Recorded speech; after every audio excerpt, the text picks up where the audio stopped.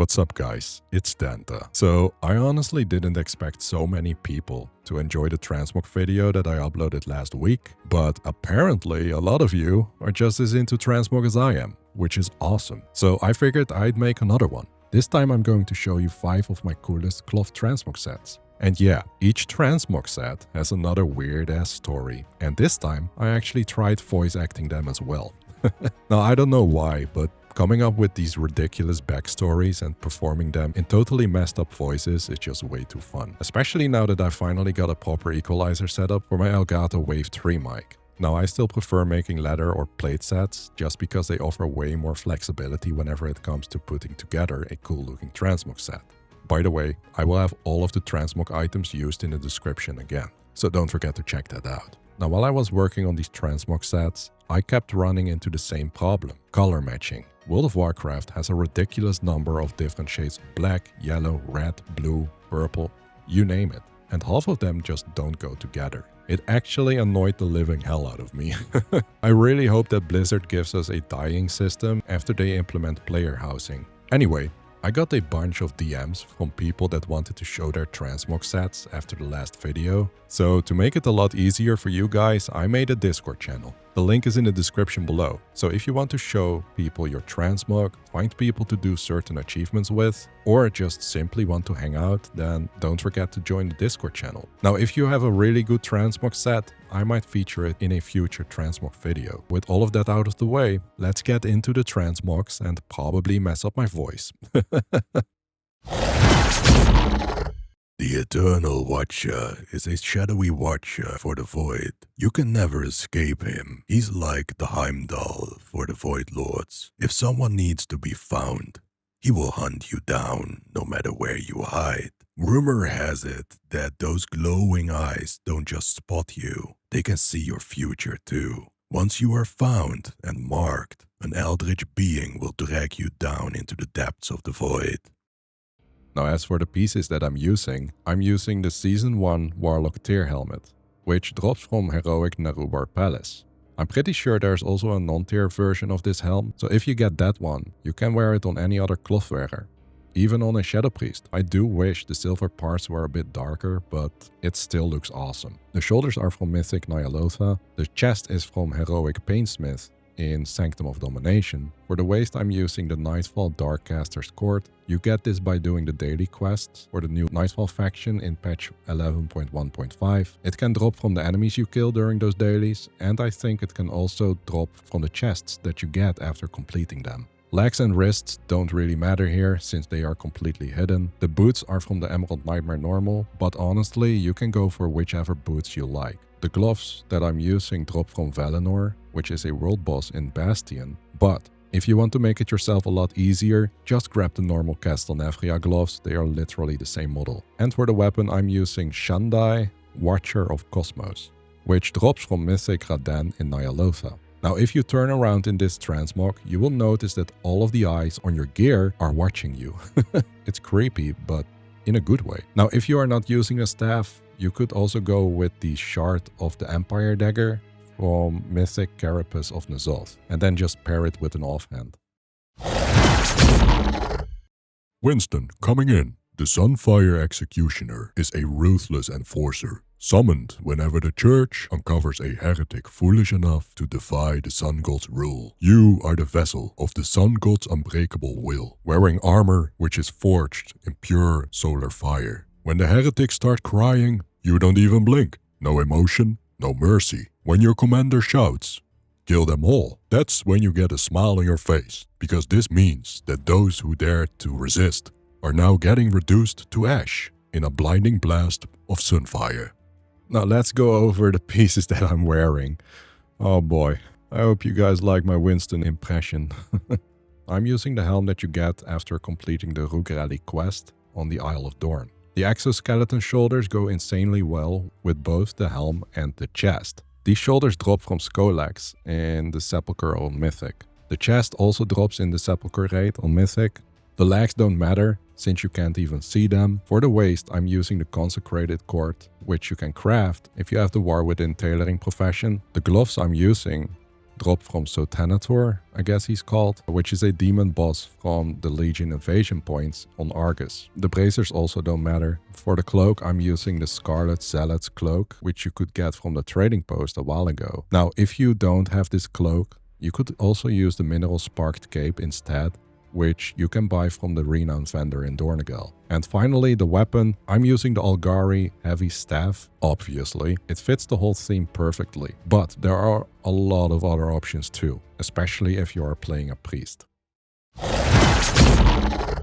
The Count used to be this noble leader who guided his people with a steady hand, but after enduring their ridiculous complaints day after day after day, he finally snapped and started slaughtering them all. Did he regret it? Hell no. He loved it. Now he roams Azeroth, drifting from town to town, slashing down anyone who's unlucky enough to cross his path. He's become so infamous that people actually warn each other. If you see the Count, the guy with the top hat, holding a cursed peasant skull, you better run.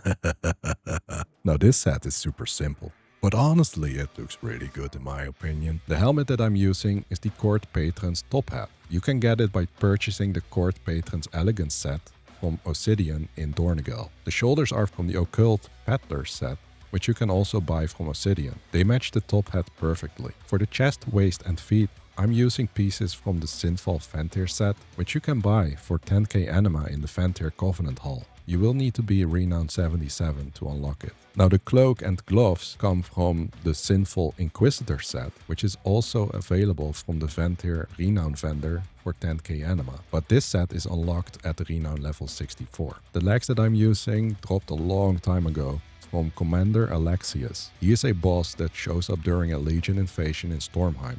But honestly, any black or brown pants would work just fine here. As for the weapons, I'm using both the main hand and offhand from the Pandaria Remix event. If you don't have those, you could also go for a torch in one hand and a dagger or something else in the other. The Judicator of the Pantheon is no mere mortal. He is the chosen avatar of the Titans themselves, forged in divine light and dipped head to toe in radiant gold. He is not here to protect, he's here to judge. When he shows up, it's not a rescue, it is a reckoning. His helm hides any hint of humanity. Glowing with power beyond comprehension, every step he takes echoes like a final verdict. Whether he is leading armies or standing alone at the gates of destiny, one thing is certain, you will be judged. Let's go over the Transmog pieces. I'm using the helmet from Mythic Uldir. I absolutely love this piece. It really pulls the whole look together. The only annoying part is the black cloth under the mask. I like the color, but it kinda overlaps awkwardly. So if that bothers you, you can use the shadowy mill tabard. It's not an exact color match, but it blends in just enough that it kinda makes the cloth on the helmet feel like part of the tabard. The shoulders that I'm using are the Gilded Shoulder Shields, which drop from the last boss in the Adamant Vaults in Torghast. You can only get into that area if you score 200 or higher in a Torghast run. I literally ran Soul Forges on layer 16 for 2 hours just to farm these for this video. I don't even like Torghast, and ever since Shadowlands, I still have nightmares from it. So please, let the suffering be worth it, and don't forget to like the video and subscribe. Now for the chest, I'm using the Robes of Demonic Purpose. I got mine from a Legion invasion boss, but if you want to make it yourself a lot easier, just get them from Antorus Normal. The belt is from Aeonar in Normal Antorus. Legs and wrists don't matter since they are completely hidden in this set. The boots are from the Plunderstorm event, but honestly, you can use whatever boots you like here since they are not super visible anyway. The gloves that I'm using are the ones that drop from Sotanator, one of the Legion invasion point bosses on Argus. The back item also drops from the last boss in the Adamant Vaults. And finally, the staff that I'm using is the Maledict Opus, which drops from Heroic Kel'Thuzad in Sanctum of Domination. Now any golden weapon would work great here, especially some of the Priest's Artifact weapons. The Crimson Bloodreaver used to be a man. After he died, the servants of the blood god Gahun tried to bring him back using forbidden blood magic. Only they went way too far. Way too far. They spilled so much blood during the ritual that instead of reviving the man, they summoned something else. Now his body is just a shell stuffed full of every soul that's ever been bled out in Gahun's name. No memories, no mercy, just rage and pure endless hatred. He doesn't serve the Legion, not the Scourge, not even the old gods. He serves nothing. Wherever he walks, blood follows, and not even the dead are safe.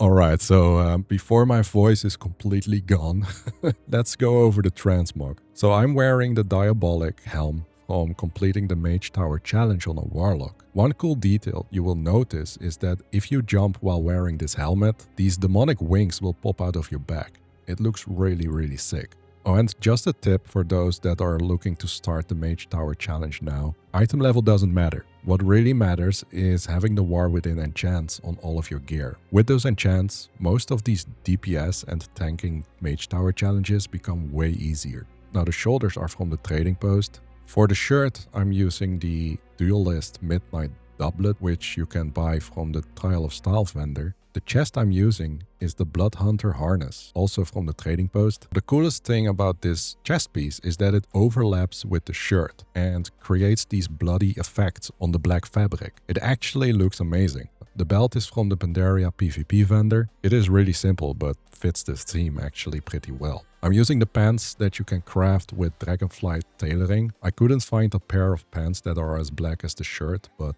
I guess these are close enough. Now the boots are also from the Bloodhunter set from the trading post. They basically make your feet look completely bloody, which looks really sick and fits the whole vibe. The bracers that I'm using drop from a chest that you get after completing 4 world quests in Drustvar. But to make your life easier, just buy the Tide Spray linen bracers. They are literally the same model. The gloves that I'm using are a reward from one of the Vantir story quests in Shadowlands. Now you can also use the Bloodhunter gloves, but I felt like 3 pieces from that set were already enough. But if you don't care about using a lot of pieces from the same set, then you could also use those Bloodhunters gloves to make your hands look bloody. Now the cloak is the Diabolic Shroud from the Mage Tower challenge. Hiding your cloak also works really well with this set. And finally, for the weapon, well, it kinda depends. I'm basically using Ultalash the Deadwind Harvester, which is the Warlock artifact weapon from the Mage Tower in Legion. But when I'm using a one-handed and an offhand, I like to use the Demonology artifact weapon paired with the Vessel of Last Rites, which drops in King's Rest on Mythic. So guys, those are all the Transmog sets that I have for you today. Hopefully this Transmog video gave you some ideas for your own character. Just like before, let me know, did you like any of these sets? Would you change anything? Maybe swap out a piece or use a different weapon? And yeah, I guess the next video has to be a male Transmog one, right? Oh boy. Also, I hope you enjoyed the ridiculous backstories. It actually feels like my voice is about to peace out after recording those impressions, so I really hope you guys had fun with this one. Anyway, I hope you guys liked the video. If you did and you want to see more content like this, then please consider subscribing. Also, if you have any questions or suggestions, just let me know in the comment section below. Now, as always, thanks for watching, have a great day, and I'll see you guys in the next video. Bye.